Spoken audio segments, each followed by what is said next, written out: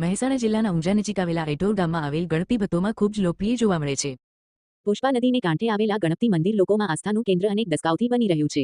અહીં બિરાજમાન ગણપતિ મહારાજની પ્રતિમા આરસ કે અન્ય ધાતુમાંથી નહીં પણ પરંતુ માટીમાંથી બનેલી પ્રતિમા એટલે કે મૂર્તિ છે, જેની પર સિંદૂર અને તેલનો લેપ લગાવાય છે. આ માટીમાંથી બનેલી પ્રતિમા આજે પણ લોકોને ગણપતિ મહારાજના દર્શન કરાવે છે અને આ મંદિરમાં ગણપતિ મહારાજના દર્શન કરીને લોકોની મનોકામના પણ પૂર્ણ થાય છે.